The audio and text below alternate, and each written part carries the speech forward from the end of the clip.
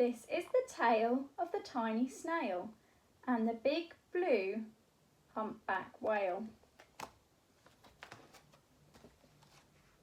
This is the rock as black as soot, and this is the snail with an itchy foot. The sea snail slithered all over the rock and gazed at the sea and the ships in the dock. As she gazed, as she sniffed and sighed, "The sea is deep and the world is so wide. How I long to sail," said the tiny snail. These are the other snails in the flock, who all stuck tight to the smooth black rock and said to the snail with the itchy foot, "Be quiet, don't wiggle, sit still and stay put." But the teeny sea snail sighed and sniffed, then cried, "I've got it, I'll hitch a lift." This is the trail of the tiny snail, a silvery trail that looped and curled and said, "Lift wanted around the world." It's a good idea, isn't it?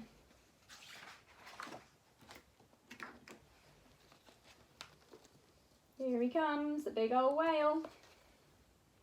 This is the whale who came one night when the tide was high and the stars were bright.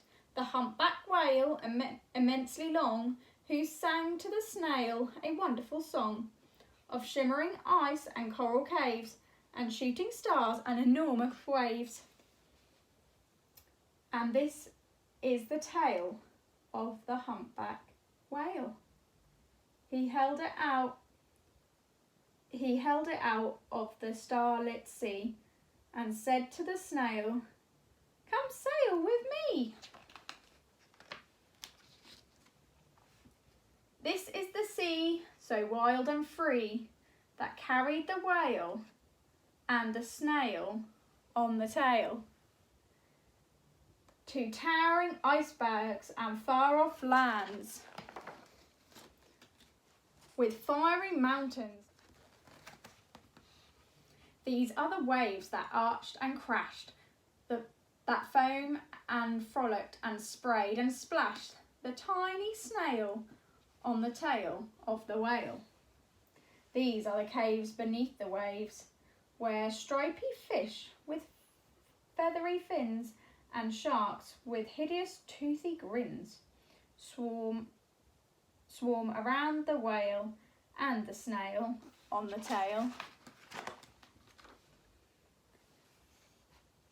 This is a sky so vast and high, sometimes sunny and blue and warm, sometimes filled with thunderstorm, with zigzag lightning flashing and frightening the tiny snail on the tail of the whale.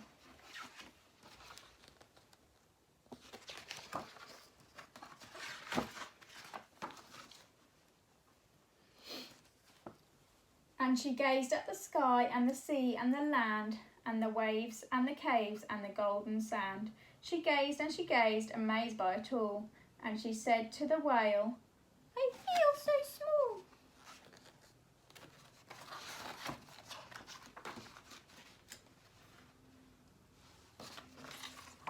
But then came the day the whale lost its way. These are the speedboats running a race, zigzag and zooming all over the place, upsetting the whale with their ear-splitting roar, making him swim too close to the shore. Oh no, poor whale. And this is the whale lying beached in the bay. "Quick, off the sand, back to sea," cried the snail. "I can't move on land, I'm too big," moaned the whale. The snail felt helpless and terribly small. "Then I've got it," she cried, and started to crawl. "I must not fail," said the tiny snail. This is the bell on the school in the bay, ringing the children in from their play. This is the teacher holding her chalk, telling the class, "Sit straight and don't talk." This is the board as black as soot. And this is the snail with an itchy foot. "A snail! A snail!" The teacher turns pale. "Look," say the children, "it's leaving a trail."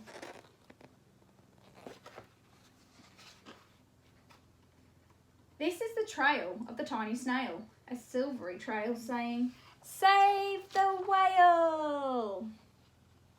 These are the children running from school, fetching the firemen, digging a pool, squirting and spraying to keep the whale cool. God, they're working as a team.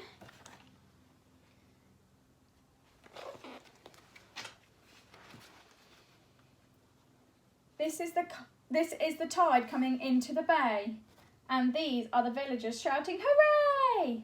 as the whale and the snail travel safely away. Back to the dock and the flock on the rock, who said, "How time's flown, and haven't you grown?" And the whale and the snail told their wonderful tale of the shimmering ice and the coral caves and the shooting stars and the enormous waves, and of how the snail, so small and so frail, with her looping, curling, silvery trail, saved the life of the humpback whale. Then the humpback whale held out its tail, and on crawled the snail, after snail, after snail. And they sang to the sea as they all set sail on the tail of the grey-blue humpback whale. Ooh.